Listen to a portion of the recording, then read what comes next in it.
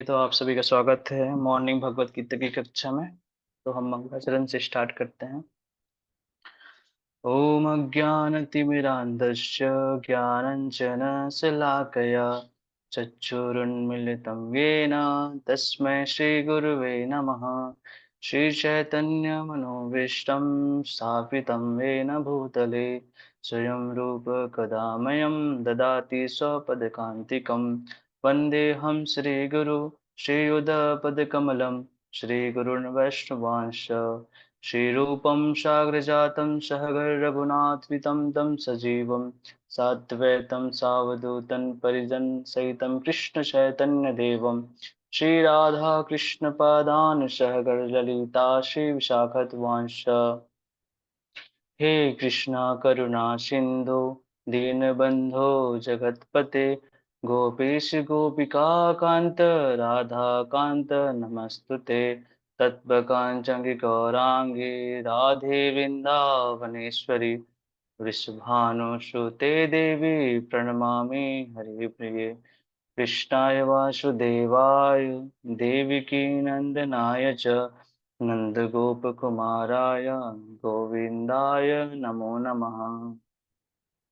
वाञ्छाकल्पतरुभ्यश्च कृपासिन्धुएव च पतितानां पावनेभ्यो वैष्णवेभ्यो नमो नमः।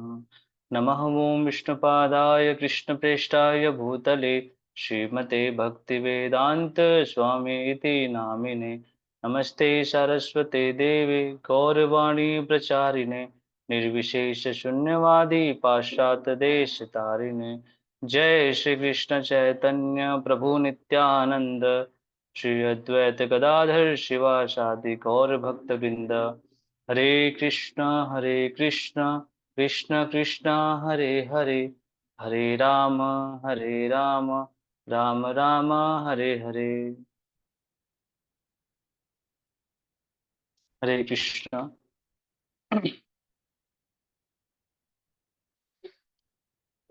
तो कल हमने श्लोक क्रमांक 28 और 29 हमने समझा और बहुत अच्छे से प्रभु जी ने श्लोक क्रमांक 28 और 29 को हमको समझाए। तो किसी ने श्लोक क्रमांक 27 याद किए हैं क्या?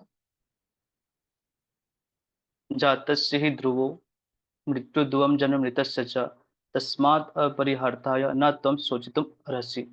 ये वाला श्लोक किसी ने याद किया है?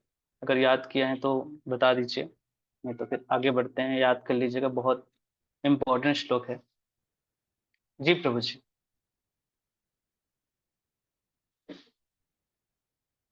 जी प्रभु जी बताइए, अगर आपने याद किए हैं तो। हरे कृष्ण प्रभु जी। हरे कृष्ण जा, प्रभु। जातस्य ही ध्रुव मृत्यु। अ, जात एक बार प्रभु जी बोलेंगे क्या? मैं ना अभी तक देखा नहीं, एक बार बोलेंगे फिर मैं बोल रहा हूँ। अच्छा ठीक है। जातस्य ही ध्रुवो मृत्यु ध्रुवम हाँ जन्म मृतस्य च हाँ, तस्माद् अपरिहार्थाय न त्वं शोचितुम् अर्हसि। जी प्रभु जी, अब मैं बोल रहा हूँ। जातस्य ही ध्रुव मृत ध्रुव जन्म मृतस्व च तस्मात् परिहारार्थे न तं सोचति। ऐसा कुछ है प्रभु जी। सोचति अर्जुना। अर्हसि। अर्हसि अर्हसि। अर्हसि अर्जुन नहीं। हाँ चलो कोई अर्हसि, बात हाँ। नहीं प्रभु जी, और याद कर लीजिएगा अच्छे से। जी और कोई जी याद किए जी। हैं श्लोक क्रमांक 27? कोई नहीं तो याद कर लीजिएगा सभी, बहुत वैसे तो इम्पोर्टेंट है सभी श्लोक इसमें से, तो ये भी थोड़ा सा इम्पोर्टेंट है।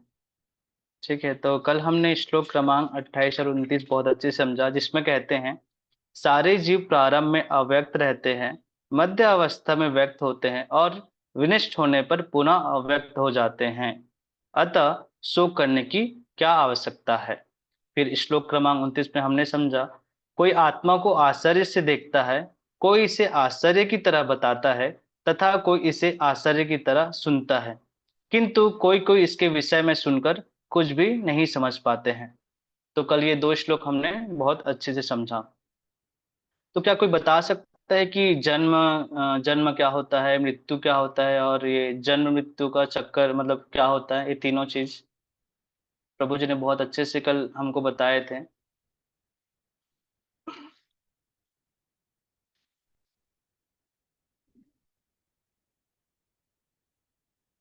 हरे कृष्णा।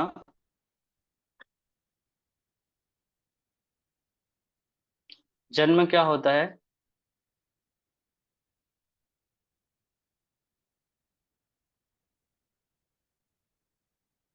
जोगनी देवी दासी माता जी, आप बताना चाहेंगे?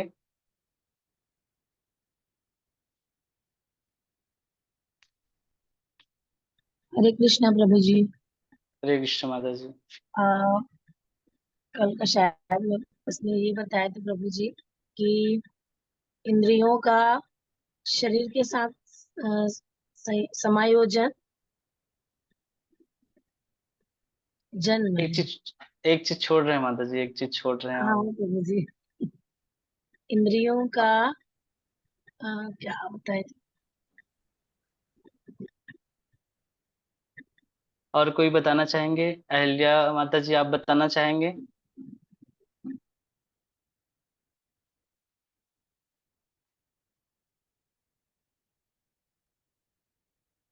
कोई नहीं, हाँ हरे प्रभु कृष्ण जी आप प्रभु। बताना चाहिए। हरे कृष्ण प्रभु जी। आत्मा और इंद्र के जो संयोग है उसी उसी से जो मतलब मतलब उसी को जन्म कहते हैं। जी, एक चीज और छोड़ रहे हैं। वैसे बता ठीक रहे वो हैं, एक चीज और। इंद्रिय छूट गया। हाँ हाँ ठीक है। और मृत्यु? मृत्यु जब वो फिर वो जब वियोग हो जाता है, सब अलग अलग हो जाता है, उसी को मृत्यु बोलेंगे। अच्छा शरीर और आत्मा और इंद्रिय का जब वियोग होगा तो। अच्छा और जन्म मृत्यु? जन्म में जन्म मृत्यु मतलब क्यों होता है? कर्म के कारण। ठीक है। ठीक है, तो हम आज आगे बढ़ते हैं, श्लोक क्रमांक 30 लेते हैं। ठीक है, तो आप एक बार क्लास फिर से, जो कल प्रभु जी ने बहुत अच्छे से 2 दिन प्रभु जी ने बहुत अच्छे से एक्सप्लेन किए हैं, तो वो आप सभी सुनिएगा उसको एक बार, क्योंकि देखिए हम पढ़ते जाएंगे बस, लेकिन अगर हम लोग भूल जाएंगे तो फिर नहीं चलेगा। वैसे तो याद होना चाहिए, जन्म क्या होता है, मृत्यु क्या होता है, तो ये सब चीज़ों के बेसिक है, ये सब पता होना चाहिए। ठीक है, तो हम आज श्लोक क्रमांक 23 लेते हैं।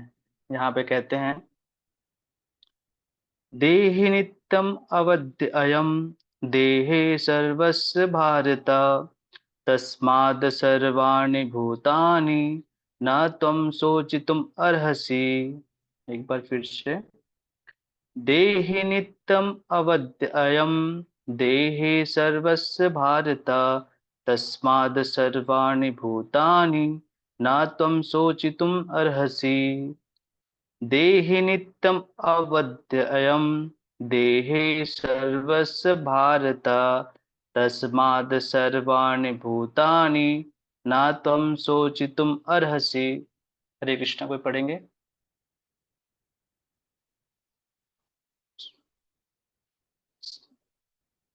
सभी को पढ़ना है। जी जी प्रभु जी। हरे कृष्ण प्रभु जी। हरे कृष्ण प्रभु जी। देहि नित्यं वध्योऽयं देहे सर्वस्य भारत तस्मात् सर्वाणि भूतानि न त्वं शोचितुम् अर्हसि। हरि बोल। जी माता जी। हरे कृष्ण प्रभु जी, धन्यवाद प्रणाम। धन्यवाद प्रणाम माता जी। देहि नित्यम् अवध्य अयं देहे सर्वस्य भारत तस्मात् सर्वाणि भूतानि न त्वं शोचितुम् अर्हसि। हरे कृष्ण प्रभु। हरि बोल। जी निकिता माता जी, आप पढ़ेंगे? हरे कृष्ण प्रभु जी। हरे देहि कृष्णा। नित्यं वद देहि नित्यं वध्यं देहे सर्वस्य भारत तस्य तस्यां स्त्ववाणि भूतानि न त्वं शोचितुमर्हसि। हरि बोल। जी अंकिता माता जी, आप पढ़िए। देहि नित्यम् अवध्य अहं देहि सर्वस्य भारत तस्मात् सर्वाणि भूतानि त्वं सूचितुम् अर्हसि। हरि बोल। जी माता जी पढ़िए, जोगनी माता जी। जी हरे कृष्ण प्रभु जी। हरे देहि कृष्ण। नित्यामोऽध्ययम् देहे सर्वस्य भारत तस्मात् आत्म सर्वाणि भूतानि न त्वं शोचितुमर्हसि। हरि बोल। और कोई पढ़ना चाहेंगे? ठीक है। अब यहाँ भी भगवान कह रहे हैं, देहि भौतिक शरीर का स्वामी, नित्यम शाश्वत, अवध्य, मारा नहीं जा सकता। अयम यह आत्मा देहे शरीर में सर्वस्य हर एक के भारत हे भरतवंशी तस्मात् अतः सर्वाणि समस्त भूतानि जीवो जन्म लेने वालों को ना कभी नहीं तुम सोचितुम शोक करने के लिए अर्हसि योग्य हो। तो यहाँ पे भगवान कह रहे हैं, हे भरतवंशी शरीर में रहने वाले देही का कभी भी वध नहीं किया जा सकता, अतः तुम्हें किसी भी जीव के लिए शोक करने की आवश्यकता नहीं है। ठीक है। तो अब जो देखिए भगवान ने हमको श्लोक क्रमांक 11 से लेके अब तक के भगवान जो है ना, वो अर्जुन को आत्मा का ज्ञान दे रहे थे, मतलब हम सभी के लिए है ना, अलग अलग प्रकार से आत्माओं का वर्णन कर रहे थे, आत्मा को क्या क्या बता रहे थे। कोई बताना चाहेंगे कि आत्माओं को अभी तक हमने क्या क्या समझा, भगवान ने क्या क्या नाम से पुकारे हैं, मतलब बताएं श्लोक में, कोई बताना चाहेंगे?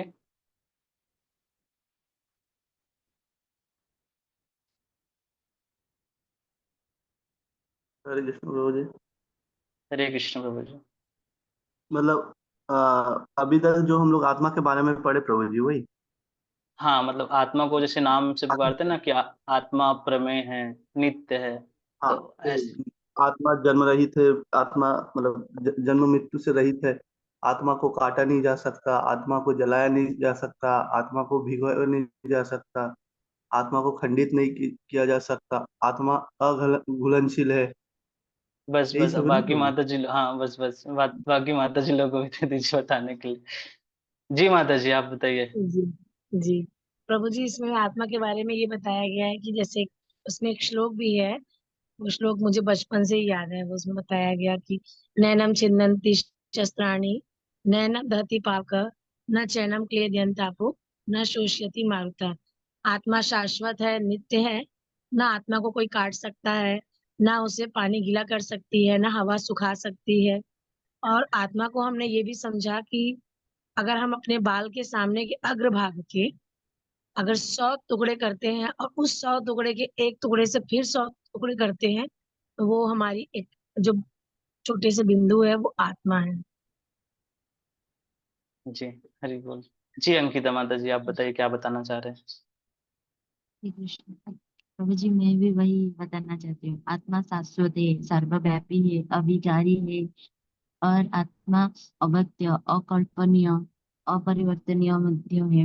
और जो योगिनी माता जी बताए, नैनम छिन्दन्ति शास्त्राणि नैनम दहन्ति पावकः न चैनम ऐसा भूल गई हूँ, याद था। वेदांता। हम्म, हाँ चलिए, आत्मा को कोई बात नहीं। पानी ठीक है। न तो हाँ जी माता जी कुछ बोल रहे हैं? ठीक है। तो इस तरीके से हमने, भगवान ने जो है हमको श्लोक क्रमांक 11 से जो है अर्जुन को आत्मा का ज्ञान दे रहे थे। तो टोटल कुल 20 श्लोकों में जो है भगवान ने अर्जुन को आत्मा का ज्ञान दिया, जिसमें हमने समझा कि क्या है, आत्मा जो है अविनाशी है, अप्रमेय है, शाश्वत है, अघुलनशील है, अपरिवर्तित है, अखंडित है। तो इस तरीके से भगवान जो है पूरे आत्मा के बारे में अर्जुन को बहुत अच्छे से बताए हैं। अब इस श्लोक में जो है वो भगवान है, वो जीव आत्मा के समय संबंध में अंतिम निर्णय बता रहे हैं। अब ये जो आखिरी श्लोक है जिसमें भगवान जो है आत्मा के बारे में जो है अर्जुन को बता रहे हैं, जिससे अर्जुन का शोक जो है वो कंप्लीट दूर हो सके, है ना। तो हम हमेशा, जब हमको आत्मा के बारे में नहीं पता था, तो हम क्या समझते थे कि जो जीव आत्मा है वो और शरीर जो है वो हमको एक समान समझते थे।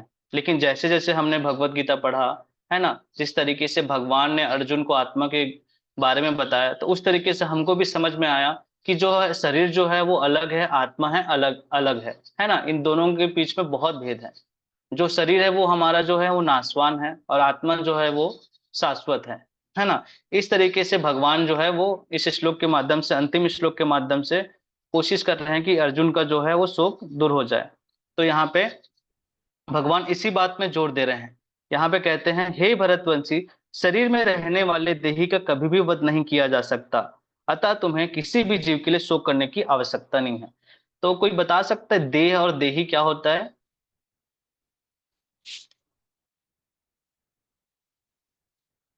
जोगनी माता जी, आप बताना चाहेंगे? जी प्रभु जी, देह मतलब हमारा शरीर, और देही मतलब इसके इस शरीर की जो रखवाली करता है। जैसे मैं अभी मैं अपने शरीर की रखवाली कर रही हूँ, तो मैं जो इसकी स्वामिनी हूँ, तो देही उसको बोला गया है शायद। ठीक है। यहाँ पे लिखा हुआ है, यहाँ पे देहे मतलब शरीर है, और देही मतलब यहाँ पे लिखा हुआ है भौतिक शरीर का स्वामी, है ना। अब यहाँ पे जो भगवान है वो अर्जुन को ना बहुत प्रोत्साहित कर रहे हैं किसी तरीके से, कि तुम इस शोक से बाहर आओ और तुम वध करो अपने शत्रुओं का, है ना। इस तरीके से भगवान श्री कृष्ण अर्जुन को युद्ध करने के लिए प्रोत्साहित कर रहे हैं कि अर्जुन, शत्रुओं की सेना में जिस किसी योद्धा का वध करेगा तो उसके शरीर का ही वध होगा, उस जीवात्मा का वध किसी भी प्रकार से नहीं होगा।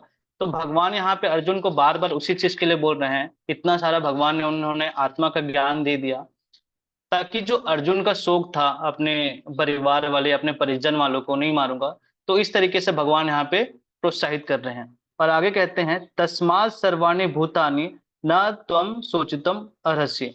अब देखिए इस श्लोक में दूसरे पंक्ति में भी भगवान ने उनको यही मतलब संदेश देना चाह रहे हैं। पहले पंक्ति में तो बताया कि जो शरीर में रहने वाले देही है का कभी भी वध नहीं किया जा सकता।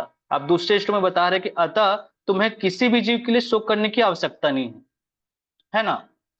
तो यहाँ पे भगवान इसी चीज के लिए बार बार ना जोर दे रहे हैं और पुष्टि कर रहे हैं कि ये जो देही है, जो देही है मतलब भौतिक शरीर का स्वामी है, उसको अवध्य मतलब मारा नहीं जा सकता है। इसलिए तुम युद्ध करो और अपना जो है कर्तव्य का पालन करो। अब यहाँ पे एक चीज समझने वाले हैं कि भगवान जो है, यहाँ पे एक चीज हम समझ सकते हैं कि भगवान जो है श्री कृष्ण को एक शिक्षा देने का प्रयास कर रहे हैं कि अब तक के देखो भगवान ने अर्जुन को आत्मा के बारे में ज्ञान दिया है ना। अब अर्जुन का क्या है कि भगवान ये चाह रहे हैं कि मैंने जो तुम्हें आत्मा का ज्ञान दिया है उसको तुम अपने जीवन में उतारो, ताकि तुम इस शोक से दूर हो जाओ और युद्ध करो। तो इससे हम एक चीज समझ सकते हैं, है ना, कि जो भगवान यहाँ पे आत्मा का ज्ञान जो हमको बता रहे हैं, तो वो सिर्फ हमको सिर्फ ऐसा नहीं है कि सिर्फ पढ़ना है और समझना है, ऐसा नहीं है। उसको हमको अपने जीवन में भी उतारना है ना। तब जाके वो भगवान जो है वो अर्जुन का शोक दूर कर पाएंगे। तो इसी तरीके से हम एक चीज समझ सकते हैं कि जो भगवान है वो अर्जुन को यही शिक्षा दे रहे हैं कि तुम्हें मैंने आत्मा का ज्ञान तो बता दिया है, अब ये तुम आत्मा का ज्ञान ऐसा नहीं है कि तुम किसी और को बस बता दोगे, अपने जीवन पे इसको लाओ ताकि तुम युद्ध कर सको। इस तरीके से यहाँ पे भगवान अर्जुन को बता रहे हैं, शिक्षा दे रहे हैं। ठीक है, आगे हम एक बार तात्पर्य पढ़ते हैं। तात्पर्य बस शिल प्रपात की जय। कोई पढ़ना चाहेंगे तात्पर्य?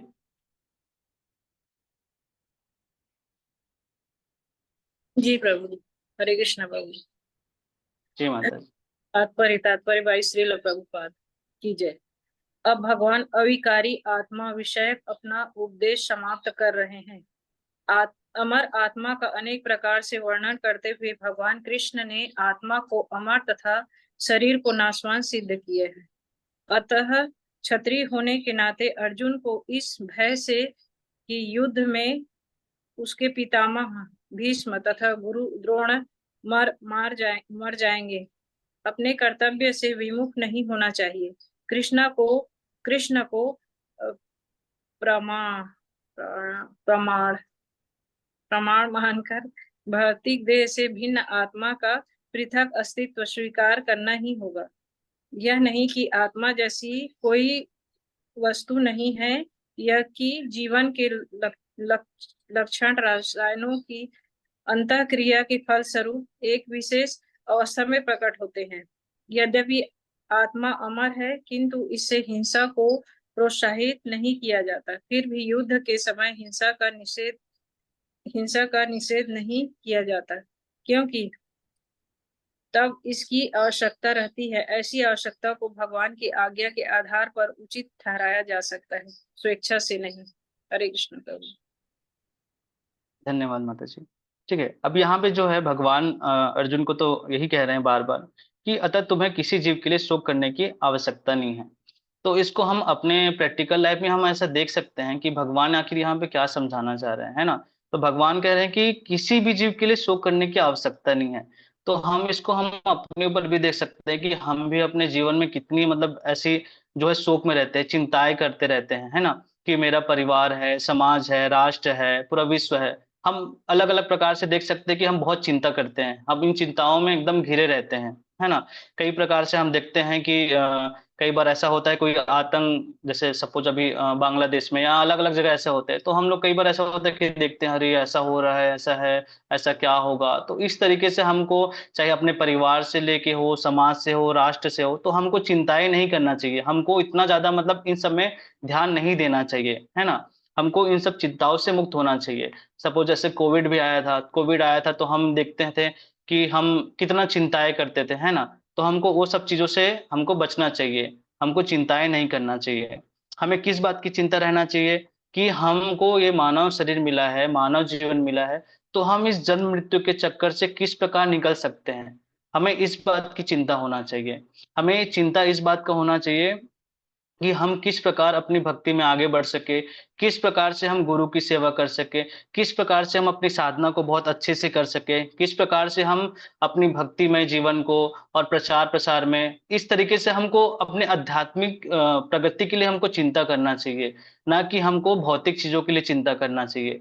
इसीलिए अर्जुन को बार बार जो है भगवान भगवान जो है वो बार बार यही बोलना चाह रहे हैं कि तुम इन सब चीजों को शोक मत करो, है ना। तो इस तरीके से हम यहाँ से समझ सकते हैं कि हमें इन सब चिंताओं को नहीं करना चाहिए और शोक करने की आवश्यकता नहीं होना चाहिए। और देखो हमको एक्चुअल में हम देखो हमको शोक किस चीज की होनी चाहिए, हमें दुख किस बात की होना चाहिए। तो यहाँ पे हम समझ सकते हैं, अगर हमको दुखी होना है, शोक करना है, तो हमको ये सोचना चाहिए कि हमको यहाँ पे आए हुए करोड़ों लाखों वर्ष हो गए, अलग अलग योनियों में, अलग अलग हमने कितने ना जाने जन्म लिए होंगे, बट फिर भी हम भगवान के चरण कमलों के प्रति हमको वो प्रेम और वो भक्ति मतलब वो अभी तक विकसित नहीं हुआ है। तो हम इस चीज के बारे में हमको शोक करना चाहिए, चिंता हमें इस चीज के बारे में करना चाहिए कि आखिर हम इस जन्म मृत्यु के चक्कर से बाहर कैसे निकल सकते हैं।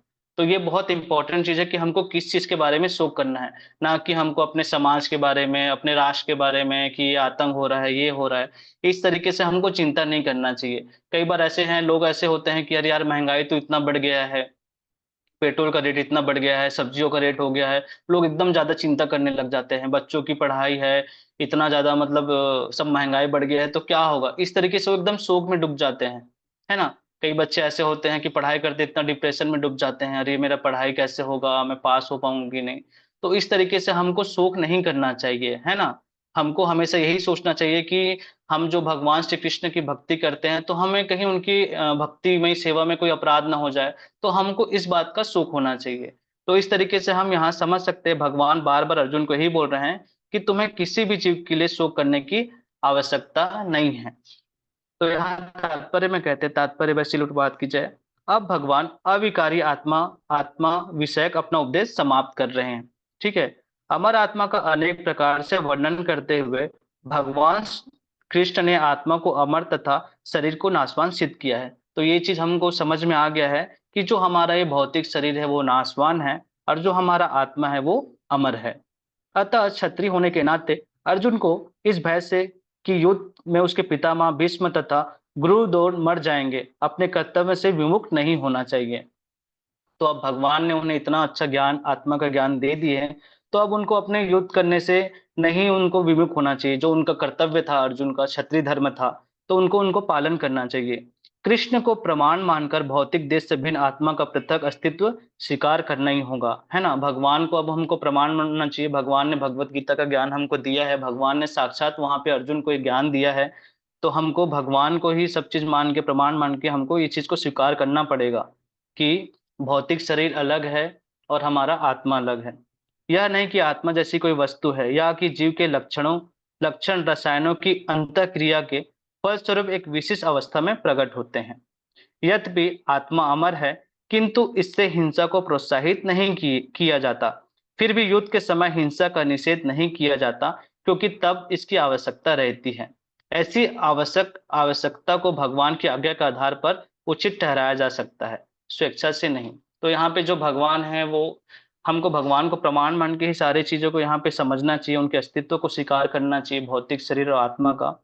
और इस तरीके से यहाँ पे जो है भगवान बार बार अर्जुन को यही बोलना चाह रहे हैं। और ये जो श्लोक है वो लास्ट श्लोक है, जिसमें भगवान यहाँ पे बोल रहे हैं कि अविकारी आत्मा विषय का अपना उपदेश समाप्त कर रहे हैं। तो भगवान जो है श्लोक क्रमांक 11 से लेके अब तक के जो है आत्मा का ज्ञान के बारे में हमको बताया। इस तरीके से टोटल 20 श्लोक में भगवान ने जो है आत्मा का ज्ञान दिया। और बार बार हमको भगवान अर्जुन के माध्यम से हमको भी यही समझाना चाह रहा है कि हमको भी अपने परिवार, अपने समाज, राष्ट्र, इन सब चीजों को, चिंताओं को छोड़ देना चाहिए। और हमको एक्चुअल चिंता इस चीज की करना चाहिए कि हम इस जन्म मृत्यु के चक्कर से बाहर कैसे निकल सकते हैं और भगवान के चरण कमलों के प्रति किस तरीके से प्रेम आए, किस प्रति से हमको उनके प्रति शरणागत हो। हम सबको इस चीज के बारे में शोक करना चाहिए।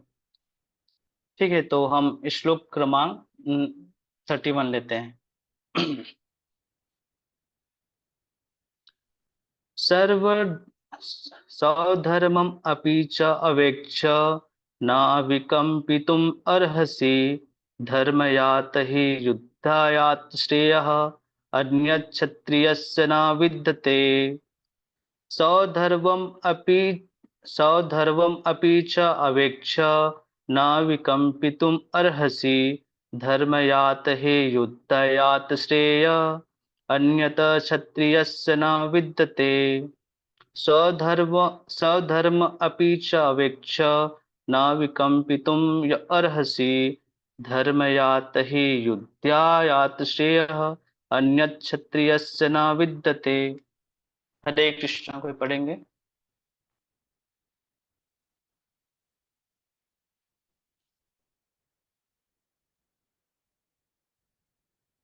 जी माता जी। स्वधर्ममपि चावेक्ष्य न विकम्पितुम अर्हसि धर्मायाधि युद्धा श्रेयो अनन्त्य क्षत्रियस्य न विद्यते। जी बोल। जी प्रभु जी। हरे कृष्ण प्रभु जी। हरे कृष्ण। स्वधर्ममपि चावेक्ष्य न विकम्पितुम अर्हसि धर्म्यादि युद्धाश्रेयः अन्यत् क्षत्रियस्य न विद्यते। हरि बोल। जी माता जी। हरे कृष्ण प्रभु जी। हरे कृष्ण माता। स्वधर्ममपि च अवेक्ष्य न विकम्पितुम अर्हसि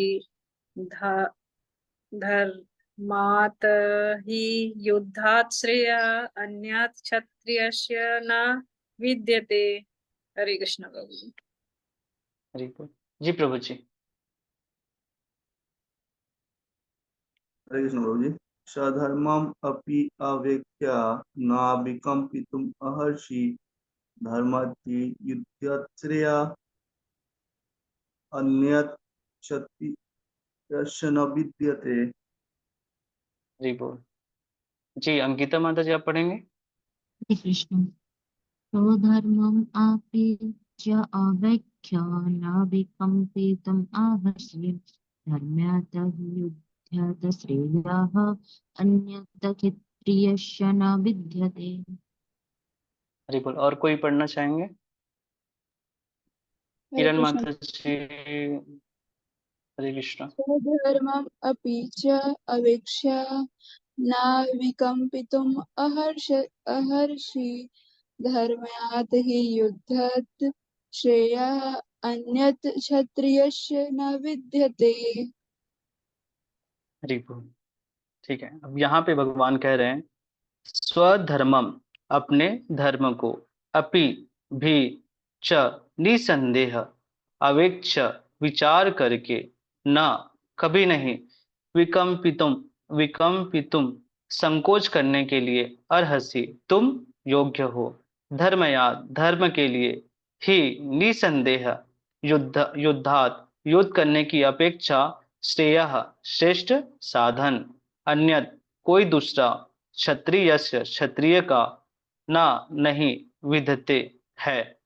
क्षत्रिय होने के नाते अपने विशिष्ट धर्म का विचार करते हुए तुम्हें जानना चाहिए कि धर्म के लिए युद्ध करने से बढ़कर तुम्हारे लिए अन्य कोई कार्य नहीं है, अतः तुम्हें संकोच करने की कोई आवश्यकता नहीं है। अब देखिए भगवान यहाँ पे बता रहे हैं, भगवान यहाँ पे कह रहे हैं कि जो अर्जुन का था वो तो चलो शोक अब दूर हो गया, अब लेकिन यहाँ पे जो है वो अर्जुन संकोच कर रहे हैं। अब वो क्या चीज का संकोच है वो हम थोड़ा सा समझते हैं कि आखिर जो है वो अर्जुन जो है क्या चीज का संकोच कर रहे हैं। अब देखिए अर्जुन को भगवान ने आत्मा और शरीर के बारे में तो बहुत अच्छे से बता दिया है ना, कि आत्मा जो है वो हमारा शाश्वत है ना, और जो शरीर है वो नाशवान है। अब वो ये सोच रहा है कि ये धर्म के अनुसार मतलब सही है कि नहीं मेरे संबंधियों को मानना। इस तरीके से जो अर्जुन है वो यहाँ पे संकोच कर रहे हैं कि मैं अपनी संबंधियों का हत्या करूं कि नहीं करूं करके। तो एक बार हम तात्पर्य पढ़ते हैं, तात्पर्य बस शिल प्रपात की जय। कोई पढ़ेंगे तात्पर्य? जी प्रभु जी। जी माता जी। तात्पर्य, सामाजिक व्यवस्था के 4 वर्णों में द्वितीय वर्ण उत्तम शासन के लिए है और क्षत्रिय कहलाता है। क्षत का अर्थ है चोट खाया हुआ, जो क्षति से रक्षा करे वह क्षत्रिय कहलाता है। त्रायते रक्षा प्रदान करना, क्षत्रियों को वन में आखेट करने का प्रशिक्षण दिया जाता है। क्षत्रिय जंगल में जाकर शेर को ललकारता और उससे आमने सामने अपनी तलवार से लड़ता था। शेर की मृत्यु होने पर उसकी राजसी ढंग से अंत्येष्टि की जाती थी। आज भी जयपुर रियासत के क्षत्रिय राजा इस प्रथा का पालन करते हैं। क्षत्रियों को विशेष रूप से ललकारने तथा मारने की शिक्षा दी जाती है, क्योंकि कभी कभी धार्मिक हिंसा अनिवार्य होती है। इसलिए क्षत्रियों को सीधे संन्यास आश्रम ग्रहण करने का विधान नहीं है। राजनीति में अहिंसा कूटनीतिक चाल हो सकती है, किंतु ये कभी भी कारण या सिद्धांत नहीं रही। धार्मिक संहिताओं में उल्लेख मिलता है। इसको पढ़ना प्रभु जी। हाँ पढ़ना, कोई अगर आप नहीं पढ़ पा रहे तो कोई और पढ़ना चाहेंगे? हाँ मैं पढ़ लूंगी। कोशिश कर सकते हैं। हाँ। हाँ पढ़ लीजिए माता जी।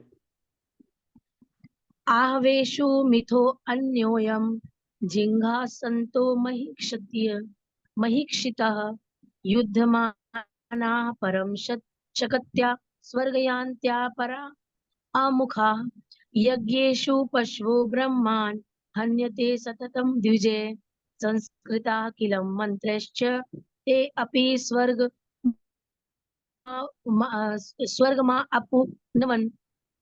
युद्ध में विरोधी इस शैलु राजा से संघर्ष करते हुए मरने वाले राजा या क्षत्रिय को मृत्यु के अनंतर वे ही उच्च लोक प्राप्त होते हैं जिनकी प्राप्ति यज्ञाग्नि में मारे गए पशुओं की होती है। अंततः धर्म के लिए युद्ध भूमि में वध करना, याज्ञिक अग्नि के लिए पशुओं का वध करना हिंसा कार्य नहीं माना जाता, क्योंकि इसमें निहित धर्म के कारण प्रत्येक व्यक्ति को लाभ पहुंचता है और यज्ञ में बलि दिए गए पशु को एक स्वरूप से दूसरे में बिना विकास प्रक्रिया के ही तुरंत मनुष्य का शरीर प्राप्त हो जाता है। इस तरह युद्ध भूमि में मारे गए क्षत्रिय यज्ञ संपन्न करने वाले ब्राह्मणों को प्राप्त होने वाले स्वर्ग लोक में जाते हैं। स्वधर्म 2 प्रकार के होते हैं। जब तक मनुष्य मुक्त नहीं हो जाता तब तक मुक्ति प्राप्त करने के लिए धर्म के अनुसार शरीर विशेष कर्तव्य करने होते हैं। जब वो मुक्त हो जाता है तो उसका विशेष कर्तव्य या स्वधर्म आध्यात्मिक हो जाता है और देहात्म बुद्धि में नहीं रहता। जब देहात्म बुद्धि में है तब तक ब्राह्मणों या क्षत्रियों के लिए स्वधर्म पालन अनिवार्य होता है। स्वधर्म का विधान भगवान द्वारा होता है, जिसका स्पष्टीकरण 4th अध्याय में किया जाएगा। शारीरिक स्तर पर स्वधर्म को वर्णाश्रम धर्म और अथवा आध्यात्मिक बोध का प्रथम सोपान कहते हैं। वर्णाश्रम धर्म अर्थात प्राप्त शरीर के विशिष्ट गुणों पर आधारित स्वधर्म की अवस्था से मानवीय सभ्यता का शुभारंभ होता है। वर्णाश्रम धर्म के अनुसार किसी कार्य क्षेत्र में स्वधर्म का निर्वाह करने से जीवन के उच्चतर पद को प्राप्त किया जा सकता है। हरि बोल। हरि बोल। धन्यवाद माता जी आपका।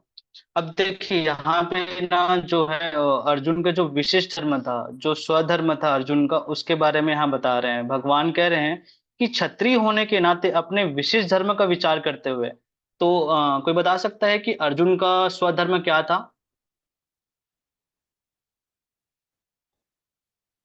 अंकिता माता जी, निकिता माता जी, अहिल्या माता जी। प्रभु जी पता नहीं, मुझे लगता है क्षत्रिय धर्म था। हाँ ठीक है, सही बताया। तो देखिए यहाँ पे जो है अर्जुन को मतलब इस बात पे विचार करना चाहिए कि जो उसका जो विशेष धर्म था, जो उसका जो स्वधर्म था, वो क्या था? वो था क्षत्रिय धर्म था, उनको युद्ध करना था। तो अर्जुन यहाँ पे वही संकोच कर रहे हैं। तो अर्जुन को जो है उनको अपने स्वधर्म में मन लगाना चाहिए। इस तरीके से यहाँ पे भगवान कह रहे हैं, और कह रहे हैं कि धर्म के लिए युद्ध करने से बढ़कर तुम्हारे लिए अन्य कोई कार्य नहीं है ना? तो अर्जुन का इस समय जो स्वधर्म था वो क्षत्रिय था, तथा वो क्षत्रिय को किसी भी, जैसे सपोज कोई युद्ध के लिए अगर लड़काया भी जाता है तो उस समय उसका यही कर्तव्य होता है कि वो उनको युद्ध करना होता है। ऐसा नहीं है कि वो अपने स्वधर्म जो उनका जो कर्तव्य था उससे पीछे हो जाए। तो भगवान भगवत गीता के अध्याय 18 में श्लोक क्रमांक 43 में भी कहते हैं, युद्धे चाप्य पलायनम, अर्थात क्षत्रिय का यह स्वाभाविक कर्तव्य है कि युद्ध के अवसर पर वह युद्ध से न भागे। दूसरे शब्दों में यह कहा जा सकता है कि युद्ध के अवसर पर क्षत्रिय का स्वधर्म है कि वह अपनी पूरी शक्ति तथा उत्साह के साथ युद्ध करे। तो यहाँ पे जो अर्जुन है उनका विशिष्ट जो धर्म था, स्वधर्म था, वो था युद्ध करना, क्षत्रिय था। यहाँ पर अर्जुन की भी ऐसी ही स्थिति है कि अर्जुन की सभी योजनाएं विफल होती जा रही है। अब देखिए अर्जुन बहुत प्रयास कर रहे हैं ना अलग अलग तरीके से, लेकिन भगवान ने भी इतना, उन्होंने इतना डीप ज्ञान उनको दिया, फिर भी अब यहाँ पे भी वो संकोच कर रहे हैं। अब उनको मालूम तो चल गया आत्मा और शरीर के बारे में, लेकिन फिर भी अब वो संकोच कर रहे हैं कि ये मतलब अपने स्वधर्म के अनुसार सही होगा कि नहीं होगा। इस तरीके से यहाँ पे जो है वो अर्जुन जो है वो संकोच कर रहे हैं। और हम सबको पता है कि जो दुर्योधन था, है ना, वो युद्ध ही चाहते थे, बिना युद्ध का तो वो बात ही नहीं करना चाह रहे थे। और उन्होंने तो साफ साफ बोल भी दिया था कि मैं तुम्हें एक सुई की नोक की बराबर भी मैं जमीन नहीं दूंगा, तुम्हें युद्ध करना ही पड़ेगा। तो इस तरीके से हम देख सकते हैं कि जब सामने वाला ही युद्ध करना चाह रहे, वो ललकार रहे हैं, तो अर्जुन फिर क्यों पीछे हटे उस चीज के लिए? तो अर्जुन को यहाँ पे उनका जो स्वधर्म था, है ना, क्षत्रिय था, तो उनको यहाँ पे लड़ना चाहिए था। तो इस तरीके से यहाँ भगवान उनको कह रहे हैं कि तुमको संकोच करने की कोई आवश्यकता नहीं है। श्री कृष्ण यहाँ पर कह रहे हैं स्वधर्म अर्थात युद्ध से बढ़कर कोई श्रेय नहीं है। इसका अर्थ यह है कि अर्जुन को अपने स्वजनों की रक्षा की चिंता न करके अपने स्वधर्म की रक्षा करना चाहिए, मतलब उस चीज की चिंता होनी चाहिए कि, है ना, क्योंकि यहाँ पर हम एक ऐसी स्थिति है कि वह स्वजनों की अगर रक्षा करते हैं तो उनका जो स्वधर्म है वो नष्ट हो जाएगा, है ना। अगर वो अपना स्वधर्म की रक्षा, देखिए यहाँ पे दो चीजें समझने वाली बात है। अगर वो अपने स्वधर्म की अगर रक्षा नहीं करेंगे, है ना, तो क्या होगा, उनके जो परिवार वाले हैं वो नष्ट हो जाएंगे। अगर वो अपने परिवार वालों को अगर नष्ट नहीं करेंगे तो उससे क्या होगा, उनका जो स्वधर्म है वो नष्ट हो जाएंगे। इस तरीके से जो है यहाँ पे हम समझ सकते हैं। तो ऐसी स्थिति में अर्जुन को क्या करना चाहिए? अर्जुन को अपने स्वधर्म की रक्षा करना चाहिए।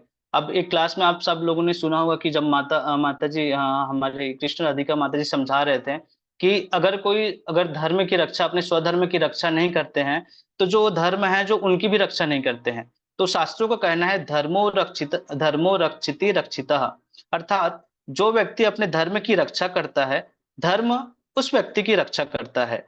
तो इससे हम समझ सकते हैं जो व्यक्ति अपने धर्म को नष्ट करता है, धर्म उस व्यक्ति को नष्ट कर देता है ना। तो इस तरीके से यहाँ पे जो अर्जुन का स्वधर्म कर्तव्य था उनको करना चाहिए। अगर वो अपना स्वधर्म नहीं निभाएंगे, अपना विशिष्ट कर्तव्य धर्म नहीं निभाएंगे, तो धर्म जो क्या है उनको उस तरीके से नष्ट कर देंगे।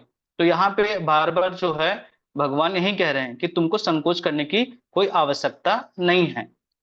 अब एक बार हम तात्पर्य पढ़ते हैं। तात्पर्य बस शील रूपात की जय। सामाजिक व्यवस्था के 4 वर्णों में तृतीय वर्ण उत्तम शासन के लिए है और क्षत्रिय कहलाता है ना। क्षत्रिय के यहाँ पे आप मतलब बता रहे हैं। छत का अर्थ है चोट खाया हुआ, जो क्षति से रक्षा करे वह क्षत्रिय कहलाता है। त्रायते, रक्षा प्रदान करना। क्षत्रिय को वन में आखिर करने का प्रशिक्षण दिया जाता है। क्षत्रिय जंगल में जाकर शेर को ललकारता और उससे आमने सामने अपनी तलवार से लड़ता था। शेर की मृत्यु होने पर उसकी राजसी ढंग से अंत्येष्टि की जाती। आज भी जयपुर रियासत के क्षत्रिय राजा इस प्रथा का पालन करते हैं। तो यहाँ पे बता रहे हैं कि जो क्षत्रिय होते हैं उनको उनका मतलब किस तरीके से उन लोगों को प्रशिक्षण किया जाता था, तो किस तरीके से मतलब जंगल में जाके जो है वो ललकारते थे शेर को और उनसे युद्ध करते थे, और वहां पे युद्ध करके जीत के आने के बाद उनको किस तरीके से यहाँ पे बता रहे किस तरीके राष्ट्रीय ढंग से उनको सम्मानित करते थे, है ना। क्षत्रियों को विशेष रूप से ललकारने तथा मारने की शिक्षा दी जाती है, क्योंकि कभी कभी धार्मिक हिंसा अनिवार्य होता है ना। तो उन लोगों को विशेष जो है इन लोगों को मतलब सिखाया जाता है ना, क्षत्रिय को। क्यों? क्योंकि कई बार ऐसा होता है कि धार्मिक हिस्सा होता है या कुछ भी चीजें ऐसी होते हैं, तो यहाँ पे जो क्षत्रिय है वो मदद कर सके। सपोज जैसे हम देखते हैं बॉर्डर में जो है वो हमारे जो फौजी जो होते हैं वो किस तरीके से जो हमारे देश के लिए रक्षा करते हैं, ताकि जो बाहर से जो है लोग जो है हमारे जो देश को नुकसान पहुंचाना चाहते हैं वो ना पहुंचाया जाए। तो उनको प्रॉपर ट्रेनिंग दिया जाता है। बॉर्डर में जो रहते हैं वहां पे जितने लोग होते हैं उनकी बहुत ट्रेनिंग होती है, बहुत ज्यादा उनको ट्रेनिंग ऐसे दी जाती है ताकि वो वहां पे लड़ सके, वहां पे रक्षा कर सके, है ना। इस तरीके से हम देख सकते हैं कि क्षत्रियो को विशेष मतलब यहाँ पे प्रशिक्षण भी दिया जाता है और क्षत्रियो को विशेष रूप से ललकारने तथा मारने की शिक्षा भी दी जाती है। इस तरीके से यहाँ पे बता रहे हैं। इसलिए क्षत्रियो को सीधे संन्यासाश्रम ग्रहण करने का विधान नहीं है। राजनीति में अहिंसा कूटनीतियों चाल हो सकती है, किंतु यह भी कारण का सिद्धांत नहीं है। धार्मिक संहिताओं में उल्लेख मिलता है। अब यहाँ पे कुछ धार्मिक संहिताओं में उल्लेख मिलता है। यहाँ पे एक श्लोक का वर्णन है, यहाँ पे समझते हैं। यहाँ पे कहते हैं आहवेशु मृत्यु अन्योयम जिघांसन्तो महिक्षिता युद्ध युद्धमानः परम शक्त्या स्वर्गयात परायणम मुखा यज्ञेषु पशवो ब्राह्मण हन्यते सततम दृजय संस्कृता किल मंत्रेश्च ते अपि स्वर्ग अमवाप्नुवन् नुवन। युद्ध में विरोधी ईर्ष्यालु राजा से संघर्ष करते हुए मरने वाले राजा या क्षत्रिय को मृत्यु के अनंतर वे ही उच्च लोक को प्राप्त होते हैं। अब देखियो यहाँ पे क्या बता रहे हैं कि युद्ध में विरोधी ईर्ष्यालु राजा से संघर्ष करते हुए अगर मर जाए तो मरने वाला जो राजा जो क्षत्रिय होता है वो अंत में क्या होता है, उच्च लोक को प्राप्त होता है, जिनकी प्राप्ति यज्ञानी में मारे गए पशुओं की होती है।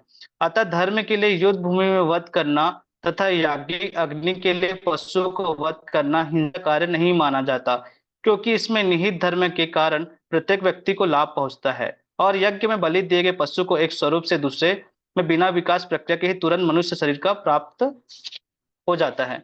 अब देखिए यहाँ पे बहुत इंपॉर्टेंट चीज है समझने वाली बात। जैसे आजकल हम देखते हैं कई बार ऐसे बोलते हैं पशु हत्या या ये सब चीज, तो यहाँ पे बताया जा रहा है कि जब उस समय जब धर्म युद्ध, यहाँ पे एक एग्जाम्पल मतलब बता रहे हैं कि जिस तरीके से जो पशुओं का वध किया जाता था उस समय, अब ऐसा नहीं है कि जो बहुत बुजुर्ग बताते हैं, मतलब ऐसे सुना है कि जैसे पहले क्या होता था कि जैसे कई बार बोलते हैं ना कि पशु हत्या होते हैं, तो उस समय यहाँ पे बता रहे हैं कि जैसे कोई वृद्ध पशु होते थे जो बहुत ज्यादा बुजुर्ग हो जाते थे, उनको प्रॉपर क्या हो जाता है, प्रॉपर जो है मंत्र उच्चारण के साथ सारे प्रक्रिया करने के साथ एकदम यज्ञ के साथ, है ना, उनको वहां पे करता था। और उसके बाद क्या होता था कि उन लोगों के पास इतनी मतलब शक्तियां थी कि जैसे ही उनको वध करे तुरंत उनको मनुष्य योनि मिल जाए या उनको और अच्छी गति मिल जाए।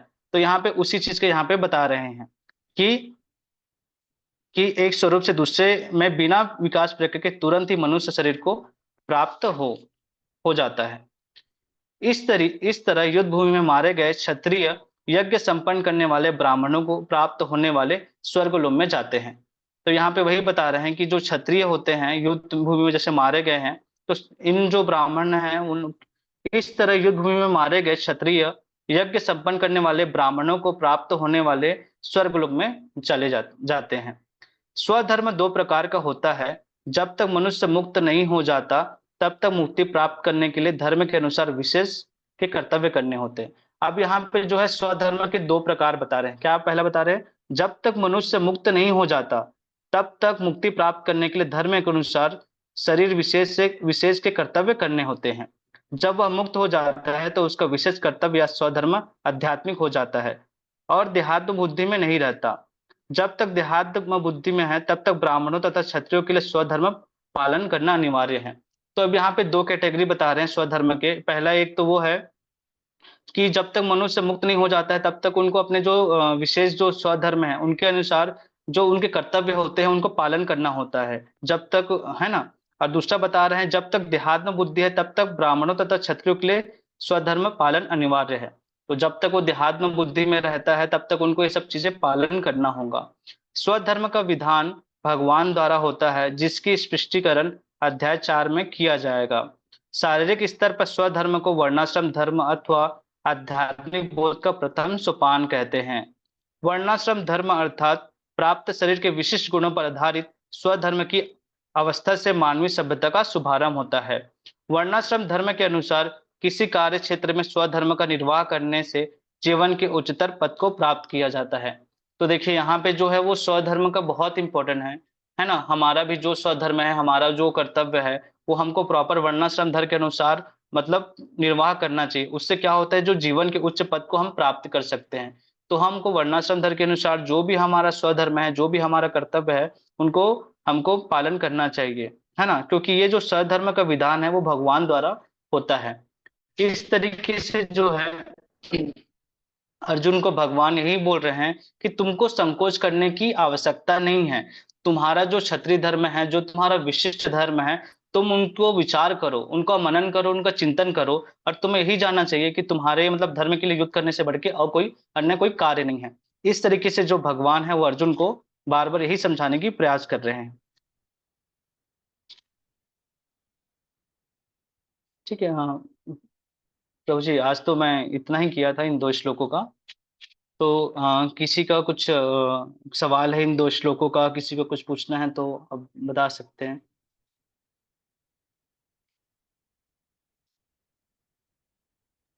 हरे कृष्ण प्रभु जी। हरे कृष्ण माता जी। प्रभु जी, देहात्म बुद्धि के बारे में थोड़ा सा बताइए। देहात्म बुद्धि के बारे में बताएं। जी। ठीक है। तो किसी को पता है देहात्म बुद्धि के बारे में क्या होता है? पिछले सेशन में भी हमारे प्रभु जी ने बहुत अच्छे से समझाए थे, माता जी ने भी बहुत अच्छे से समझाए थे। तो किसी को याद है देहात्म बुद्धि का मतलब क्या होता है?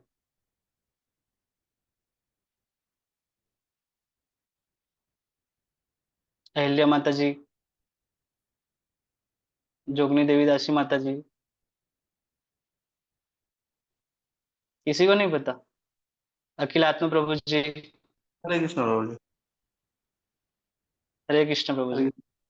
हाँ प्रभु जी, जो ये मतलब ऐसा है कि आत्मा के बारे में ना जानता हो और शरीर को ही सब कुछ समझता हो, और शरीर से संबंधित मतलब जो भी हमारे रिश्तेदार, उसी को लेके ही वो मतलब मोहित है, और इसके आगे जिसको ज्ञान नहीं है आत्मा के बारे में, उसी को ही देहात्म बुद्धि कहलाएंगे। जी। और कोई? इसके टोनी नंदन प्रभु जी, आप कुछ बोलेंगे, बताना चाहेंगे? आप स्क्रीन कर दीजिए प्रभु जी, आप ही कर दीजिए।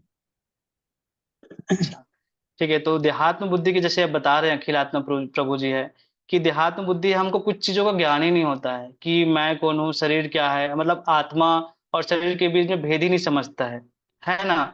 उनको कुछ मालूम ही नहीं रहता है कि हमको जो ये शरीर मिला है, हमारा मतलब शरीर का क्या पर्पस है ना। किस तरीके से हम जो है मतलब हर चीज शरीर से रिलेटेड लेते हैं, हम शरीर को ही सब चीज समझते हैं, है ना। तो कृष्ण राधिका माता जी, आप बताएंगे कि आप अच्छे से एक्सप्लेन कर सकते हैं इस चीज को, अगर बताना चाहें देहात्म बुद्धि को?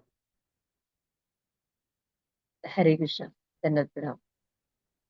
आपने भी सही बताया है, हमारे प्रभु जी ने भी, अखिलात्मक प्रभु जी ने भी सही बताया कि ऐसा व्यक्ति जो शरीर और आत्मा के ज्ञान को नहीं समझता है और केवल इस शरीर के द्वारा किए जाने वाले कार्यों को ही सही मानता है, और इस शरीर के द्वारा ही अपने स्वधर्म को, इस भौतिक जगत के धर्मों को मानता है, उसे हम देहात्म बुद्धि कहते हैं। अर्थात उसके लिए किसी भी चीज को आध्यात्मिक स्तर पर या आत्मा के स्तर पर समझ पाना बहुत मुश्किल और कठिन होता है। इसलिए वह अपने धर्म को भूल करके, वह स्वधर्म को भूल करके केवल और केवल इस देहात्म शरीर के कर्तव्य को याद रखता है कि मेरे परिजन, मेरे अपने कार्य, दुख शोक भय, ये सारी चीजों में जो घिरा रहता है, वह व्यक्ति देहात्म बुद्धि में फंसा हुआ रहता है, देहात्म शरीर में फंसा हुआ होता है। और जिस व्यक्ति को इस देहात्म शरीर से ऊपर का ज्ञान हो जाता है, ये समझ जाता है कि शरीर और आत्मा दो चीज हैं, और मुझे इस शरीर के लिए नहीं, इस आत्मा के लिए कार्य करना है, वो इस देहात्म बुद्धि से परे हो जाता है। इसलिए इस श्लोक में भी इसी बात का वर्णन किया गया है कि अर्जुन को अपने स्वधर्म का पालन करना है, अर्थात क्षत्रिय धर्म का पालन करना है, देहात्म बुद्धि से आगे जा करके पालन करना है। जहां भगवान ये कह रहे हैं कि तुम ऊपर उठो, आश्चर्य मत जताओ, आगे बढ़ो और आगे बढ़कर अपने कार्य को करो ताकि तुम्हें स्वर्ग की प्राप्ति हो। इसलिए जब हम इन बातों को समझ जाते हैं कि ये शरीर जो है केवल और केवल पंचतत्वों से बना हुआ है, यानी ये देहात्म शरीर, ये जो देह है हमारी कल नष्ट हो जानी है, लेकिन आत्मा अजर अमर है, इसे कल फिर नया शरीर प्राप्त होना है। तो ये देहात्म बुद्धि के बीच की एक मिनी बॉर्डर लाइन है जिसको समझना हम सबके लिए अति आवश्यक है। हरिओम। धन्यवाद माता जी। ठीक है माता जी, आपको समझ में आ गया होगा और आप सभी को भी।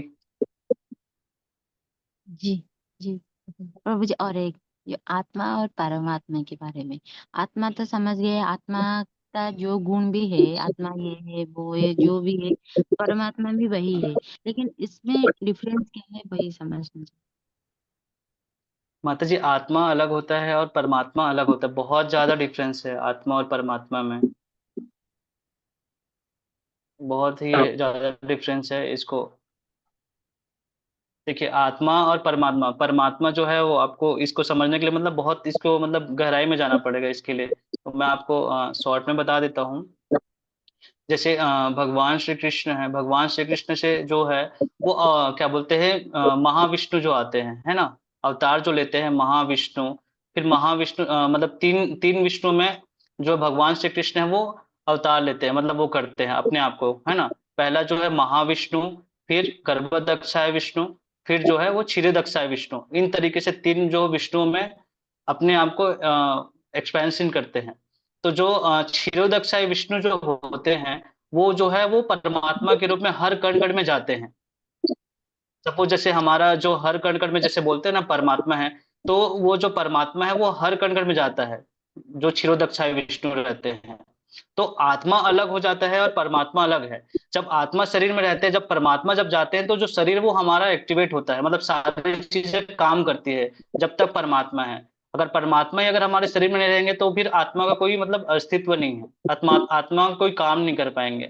परमात्मा जो है वो हमारे हृदय में आत्मा के साथ साक्षी के रूप में बैठे रहते हैं, वो सारी चीजें देखते हैं। हमने पिछले श्लोक में समझा जिसमें बताते हैं ना कि दो पेड़ एक पेड़ में दो तोता बैठे हुए हैं। तो वहां पे हमने समझा था कि जो आत्मा है वो हमारे हृदय में है, और जो परमात्मा है वो साक्षी के रूप में सारी चीजें देखते रहते हैं कि हम क्या क्या चीजें कर रहे हैं, क्या क्या एक्टिविटीज करते हैं।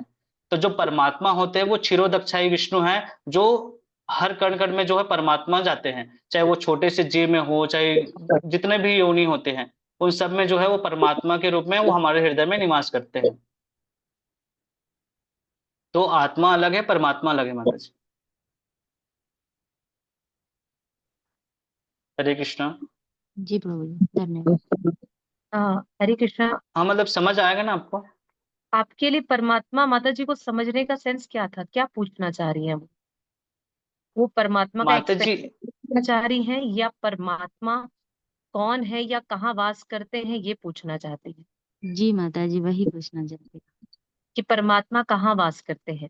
हूँ। हाँ हाँ जी। हाँ, तो इसका उत्तर भी बहुत अच्छे से गौतम बुद्ध प्रभु जी ने बताया है। ये जो शरीर है ना माता जी, ये देहात्म शरीर है हमारा, जो पंच तत्वों से मिलकर बना हुआ है। लेकिन ये जो इसके अंदर की जो सूक्ष्म शरीर है वो हमारा मन बुद्धि अहंकार से बना है। ठीक है, तो ये हमारी सेटल बॉडी है। लेकिन इसके भीतर में सत्य चित आनंद का वास है जो परमात्मा है। तो जो सत्य चित आनंद में आनंद है वो आनंदायिनी श्रीमती राधा रानी है। तो हमें हमारे शरीर में जो सत्य चित आनंद है वो परमात्मा है। और मन बुद्धि अहंकार जो है, जो सूक्ष्म शरीर है हमारा, जब इस देहात्म शरीर का नष्ट होता है, नश्वर होता है, तब यही सूक्ष्म शरीर आगे की ओर गतिमान होता है। और उसके भीतर का जो परमात्मा है, ऐसा नहीं होता कि वो हमारी आत्मा निकली और जाकर के परमात्मा में विलीन हो गई। उस आत्मा को लेने के लिए, परमात्मा में विलीन करने के लिए कर्मों के आधार पर दूत आते हैं, और कर्मों के आधार पर उस शरीर को लेकर के जाया जाता है। तो उसके भीतर जिनका वास होता है वह है सत्य चित्त आनंद।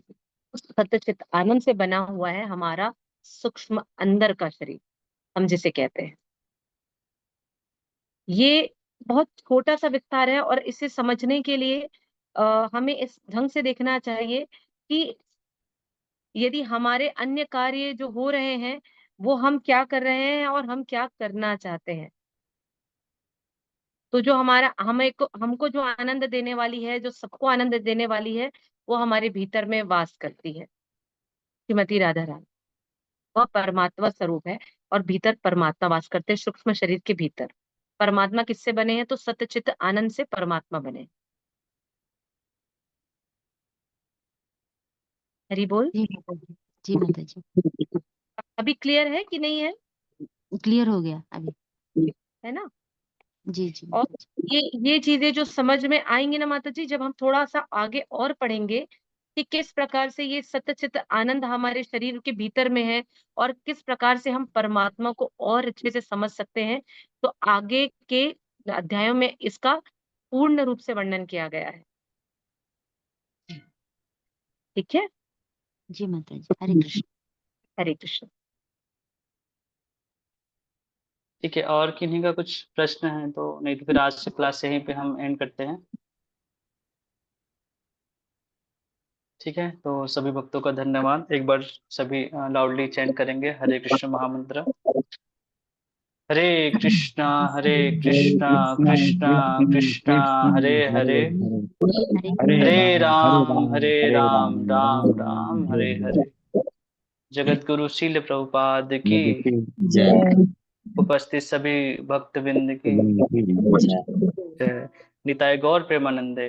हरि हरि बोल। जय गौतम बुद्ध प्रभु जी की जय।